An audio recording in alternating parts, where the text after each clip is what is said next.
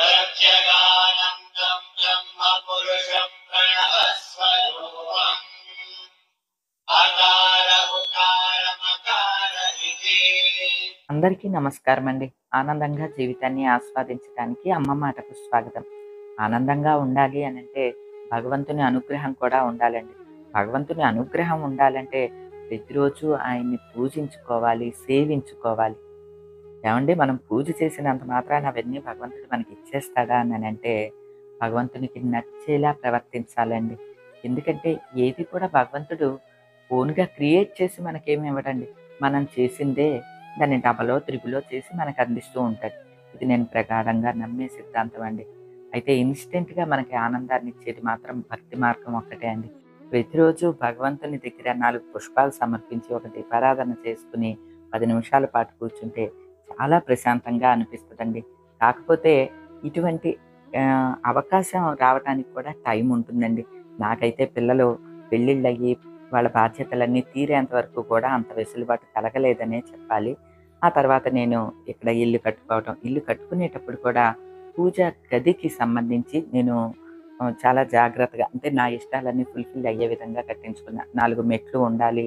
ఎందుకంటే విగ్రహాలు పెట్టుకునే విధంగా. అలానే ఎక్కడ ఏ విగ్రహాలు, పెద్ద విగ్రహం ఎట్లా పెట్టుకోవాలి, వెంకటేశ్వర స్వామిది, ఇవన్నీ కూడా నాకు ఒక ఊహ అయితే ఉన్నదండి. అలానే సూర్యుడు, చంద్రుడు కనిపించే విధంగా పెద్ద కిటికీ వెనక పెట్టుకోవటం కూడా జరిగింది. అలానే వైట్ టైల్స్ వేయించుకుంటే బాగుండేది అని అందరూ చెప్పారండి. నాకు కూడా అనిపించింది. కానీ మెయింటెనెన్స్ చాలా కష్టం అవుతుందనమాట అండి. విగ్రహాలు చాలా పెడతాను కదా, 20 వరకు మొత్తం అన్నీ ఉంటాయి కాబట్టి అవన్నీ కొంచెం ముందు చూపుతో ఆలోచించి మనం ప్రతిరోజు అవన్నీ వంగి క్లీన్ చేయటం ద్వారా మళ్ళీ హెల్త్‌వి ఇవన్నీ కూడా చూసుకోవాలి కదండీ. కొద్దిగా మెయింటెనెన్స్ ఫ్రీ ఉంటుందని ఈ రెడ్ స్టోన్ తోటి అన్నీ కట్టించుకోవటం జరిగింది. అన్నిటికీ మించి అండి, భూమిలో ఈ ప్లేస్‌లో మాకు జిల్లెళ్ళమూడి అమ్మగారు వేసిన బీజాక్షరాలు ఉన్నాయన్నమాట అండి. ఆ బీజాక్షరాలు ఉన్న ప్లేస్‌లోనే మేము పూజా మందిరం కూడా కట్టించుకోవటం జరిగింది. ఇవన్నీ మన ఫ్యామిలీ మెంబర్స్‌కి తెలిసిన విషయాలేనండి. అలానే మన పూజా మందిరంలో ఉండే దేవతా విగ్రహాలన్నీ కూడా అప్పుడొకటి నా మనసుకి నచ్చినయన్నీ కూడా ఏర్పాటు చేసుకుంటూ ఉంటాననమాట. అలానే ఈరోజు స్వామివారికి, అంటే వెంకన్న స్వామికి మకర తోరణాన్ని పెట్టబోతున్నామండి. రేపల్లెలో మన ఫ్యామిలీ మెంబర్ శ్రీనివాసు స్వయంగా తయారు చేసి ఇచ్చాడనమాట అండి.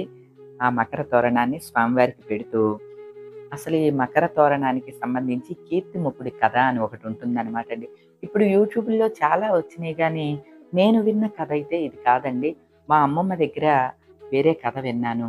అలానే అదే కథని మా సోమేశ్వర ఆలయంలో అన్నపూర్ణ బామ్మగారు కూడా చెప్పేవారనమాట అండి. ఆ కథనే నేను మీకు ఇప్పుడు చెప్తున్నాను. ఒకవేళ ఈ కథ మీకు తెలిస్తే గనక తప్పకుండా నాతో చెప్పండి. ఒకవేళ తెలియకపోయినా, ఇదే మొదటిసారి వినటం అయినా సరే తప్పకుండా చెప్పండి. నేను చాలా సంతోషిస్తానండి.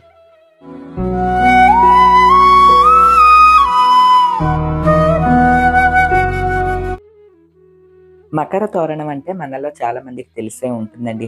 దేవాలయాలు, గోపురాల మీద, అలానే దేవుళ్ళ విగ్రహాల వెనకాల, సింహాసనాల పైన మధ్యలో ఒక రాక్షసుడి తల ఉంటుంది చూడండి. చుట్టూ ఒక ఆర్చ్ లాగా ఉండి మధ్యలో ఒక తల ఉంటుంది, ఒక ముఖం ఉంటుందన్నమాట. దీన్ని ఆహ్, మకర తోరణం అని అంటారు కదా! ఈ మకర తోరణానికి అటు ఇటు మకరాలు అంటే మొసళ్ళొస్తాయి. మధ్యలోనేమో రాక్షసుడి తల ఉంటుందనమాట అండి.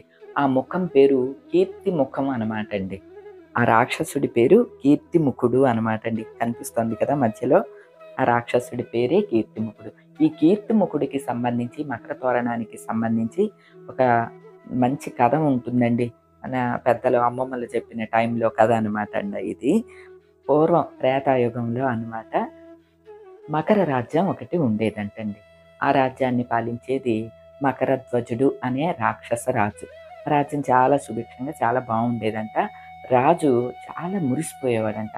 నా ఈ రాజ్యం నేను ఎప్పుడూ ఇలానే ఉంటే బాగుంటుంది అనే ఒక కోరిక కలిగి అతను తపస్సు చేయటం ప్రారంభించాడంట. మకరధ్వజుడి తపస్సుకి మెచ్చి బ్రహ్మ ప్రత్యక్షమై నీకేం వరం కావాలి కోరుకోమంటే, నాకు మరణం అనేది లేకుండా, అంతం అనేది లేకుండా ఉండేలాగా నాకు వరం ఇవ్వు స్వామి అని మకరధ్వజుడు కోరుకున్నాడంట. ఈ సృష్టిలో అంతం లేనిదంటూ ఏదీ లేదు, ఇటువంటి వరం కోరుకోవటం నీకు తగదు అని హితవు పలికి బ్రహ్మ అంతర్ధానం అయిపోతే పట్టు వదలకుండా మళ్ళీ పట్టుదలతో మకరధ్వజుడు ఇంకా తపస్సుని తీవ్రతరం చేసి కఠోరమైన తపస్సుని చేయటం ప్రారంభించాడంట.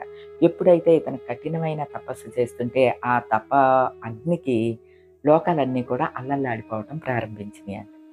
ఇక లాభం లేదని బ్రహ్మ మళ్ళీ ప్రత్యక్షమయ్యి, ఇటువంటి వరం ఇప్పటి వరకు ఎవరికీ ఇవ్వటం జరగలేదు. సరే, మీకు ఎప్పటికీ మరణం లేకుండా ఉండేలాగా నేను వరం ఇస్తాను. కానీ నీకు ఆకలి ఎక్కువగా ఉంటుంది అని చెప్పి వరం ఇస్తాడట బ్రహ్మ.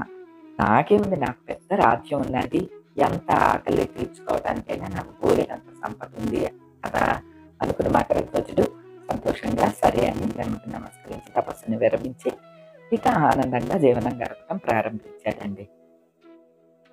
అతనికి ఆకలి అనేది ఏదో 1 పూటో, 2 పూటలో, 3 పూటలో కాకుండా అనంతమైన ఆకలిని ఇచ్చాడు భగవంతుడు. అది దహించి వేస్తోందన్నమాట మకరధ్వజుడిని. తన దగ్గర ఉన్న ఆహారం అంతా తినేశాడు.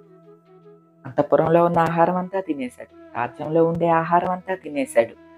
ఇక చెట్లు, పుట్టలు ఇటువంటివన్నీ కూడా తినేశాడు. పశుపక్షాదులన్నిటిని కూడా ఆహారంగా చేసేసుకున్నాడు. ఇక నెక్స్ట్ రాజ్యం మీద పడ్డాడు. రాజ్య ప్రజల్ని అందరినీ కూడా తన ఆహారానికి భోజనంగా చేసేసుకుని ఆహారం చేసేసుకున్నాడు. ఇంకా సొంత వాళ్ళు ఉన్నారు, పెళ్ళాం, బిడ్డలు అందరూ ఉన్నారు. అందరినీ కూడా ఆహారం చేసేసుకున్నాడు.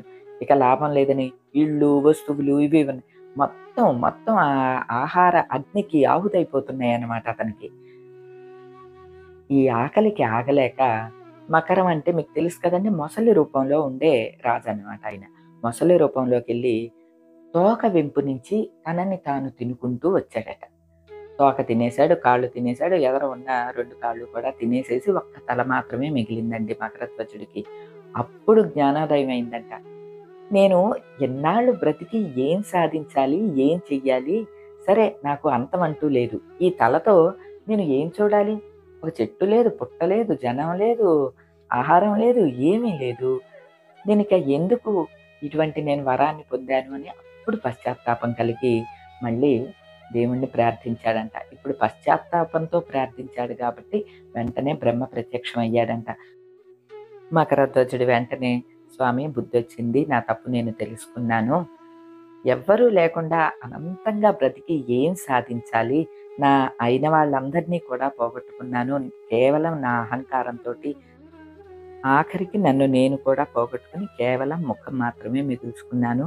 ఈ దారుణాన్ని నుంచి నన్ను రక్షించు స్వామి అని చెప్పి ప్రాధేయపడ్డాడంటండి.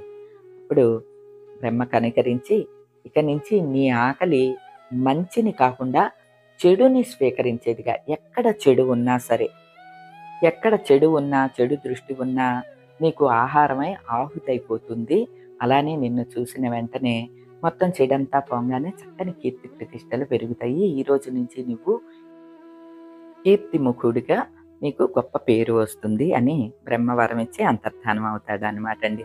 అందుకునే ప్రతి దేవాలయంలోనూ ఆ దేవాలయ గోపురాల మీద ఈ రాక్షసుడి తల మనకి ప్రత్యక్షంగా కనిపిస్తూ ఉంటుందన్నమాట. మనం ఎప్పుడైతే గోపురాన్ని దర్శనం చేసుకున్నామో మనలోని చెడు, నెగిటివిటీ ఏదన్నా ఉంటే ఆయనకి ఆహారంగా వెళ్ళిపోతుందంటండి. అంటే చక్కని ప్రశాంతమైన మనసుతో మనం దేవాలయంలోకి అడుగు పెడతామంట.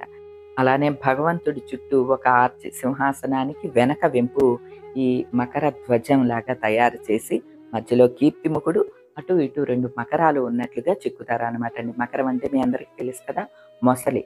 అంటే ఆ పట్టుదలతో ఆయన సాధించిన కీర్తికి గుర్తుగా మకర ధ్వజాన్ని భగవంతుడు తన వెనుక ఒక అలంకారంగా ఏర్పాటు చేసుకున్నాడట. అంటే ఈ మకర ధ్వజంతో ఉన్న భగవంతుడి విగ్రహాలను కానీ, దేవుళ్ళ విగ్రహాలను కానీ మనం సందర్శించుకున్నప్పుడు మనలో ఉన్న చెడుని, నెగిటివ్ని ఈ రాక్షసుడు అంటే ఈ కీర్తిముఖుడు గ్రహిస్తాడంటండి. భగవంతుడు మనకి చక్కగా సర్వ సౌఖ్యాలను, ఆనందాలను భగవంతుడు ప్రసాదిస్తాడు. మనలో ఉండే చెడును మాత్రం ఈ కీర్తిముఖుడు లాగేసుకుంటాడంటండి. ఆయన ఆహారంగా చేసేసుకుంటాడంట. ఎప్పుడైతే చెడు వెళ్ళిపోయిందో అంతా శుభం, మంచి జరుగుతుంది. కాబట్టి కీర్తిముఖుడిని పెట్టుకోవటం మంచిది అని చెప్తారు.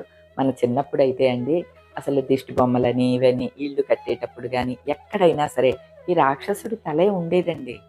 చాలామంది ఏదో వినాయకుడని, ఆంజనేయ స్వామిని పెట్టుకోవాలని అవన్నీ ఇప్పుడు వచ్చినాయి గానండి. మన చిన్నప్పుడిని గుర్తు తెచ్చుకుంటే ప్రతి ఒక్కళ్ళకి తెలుస్తది. అంటే ఇప్పుడు జనరేషన్ వాళ్ళకి ఇవే తెలుసు. మన జనరేషన్ వాళ్ళకైతే ఈ కీర్తిముఖుడి తల మాత్రమే తెలుసు. కొండ మీద ఒక రాక్షసుడిని ఉత్తినే సున్నంతో పెయింట్ చేసి కర్రకి తగిలించేవాళ్ళండి. మీకు గుర్తుందా అండి? మధ్యలో ఉన్న ఈ రాక్షస ముఖం పేరే కీర్తిముఖుడు అనమాటండి. ఇదేనండి కీర్తిముఖుడి స్టోరీ. నేను చాలా చిన్నప్పుడు అమ్మమ్మ దగ్గర విన్నాను. ఇదే కథ మళ్ళీ దేవాలయంలో బామ్మగారు వాళ్ళు, అన్నపూర్ణ బామ్మగారు హెడ్ అనమాటండి. ప్రతి శుక్రవారం, మంగళవారం నేను లలిత చదవటానికి వెళ్ళేదాన్ని. బామ్మగారోళ్ళు రకరకాల కథలు కూడా చెప్తూ ఉండేవాళ్ళు.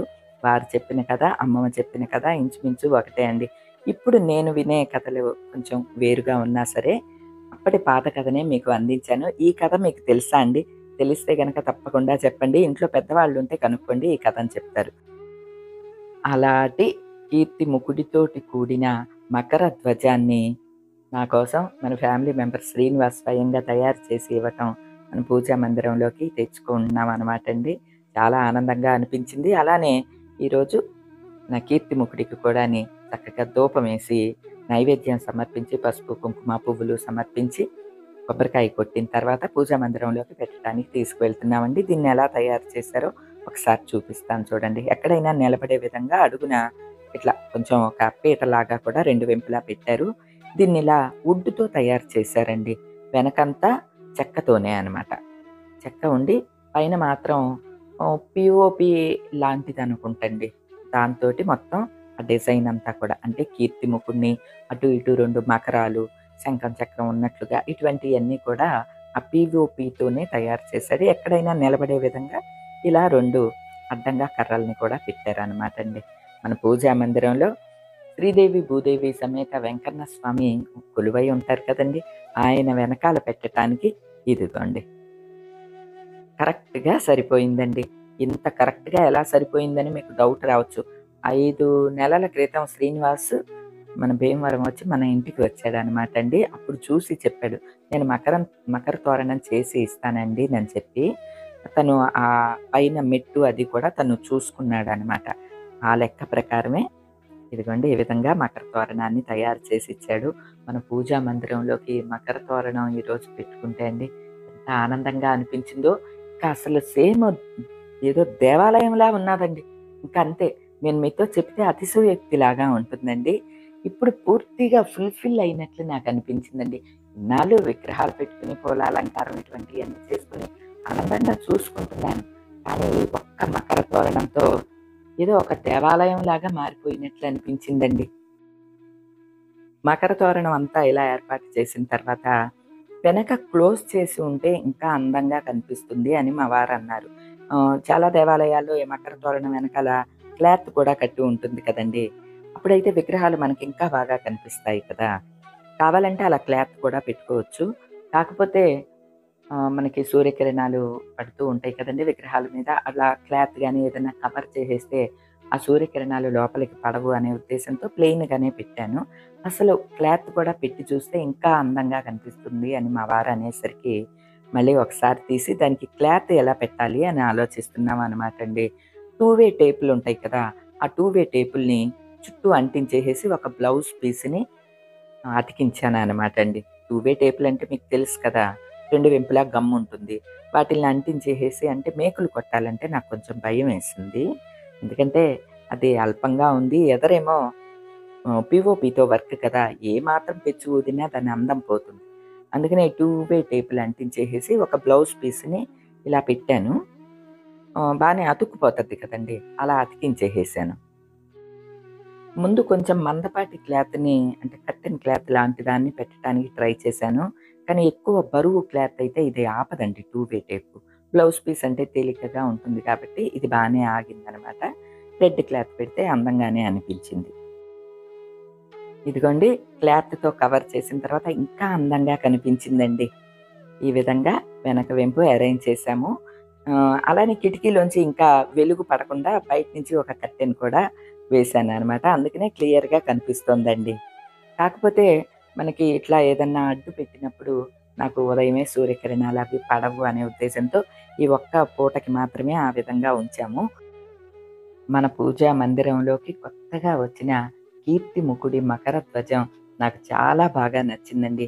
ఆయన ఆశీర్వాదంతో మన మనస్సులోని చెడు అంతా పోవాలని, ఎప్పుడూ ఆనందంగా మంచి పనులు చేస్తూ, కీర్తి ప్రతిష్టలతో వెలుగొందాలని మనస్ఫూర్తిగా నేను భగవంతుడిని కోరుకుంటున్నానండి.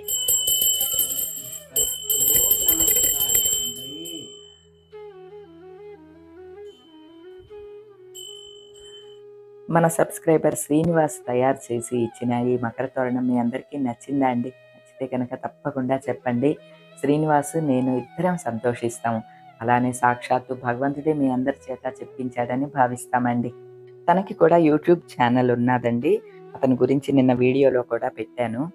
కొంచెం అనారోగ్యం కూడా అతనికి ఉన్నాదనమాట. ఏదో మన సాయంగా అతని ఛానల్‌ని కూడా మనం సబ్స్క్రైబ్ చేసుకుందామండి. డిస్క్రిప్షన్‌లో మళ్ళీ ఈరోజు కూడా తన ఛానల్ వివరాలు ఇస్తాను. ఒకసారి చూడండి. భగవంతుని ఆశీర్వాదంతో ప్రతి ఒక్కరం కూడా సంతోషంగా ఉండాలని, మన వల్ల ఎదుటి వాళ్ళు కూడా సంతోషంగా ఉండాలని మనస్ఫూర్తిగా కోరుకుంటూ ఈరోజుకి ఇదేనండి. మరో మంచి వీడియోతో మళ్ళీ కలుస్తా. అప్పటి వరకు ఉంటానండి.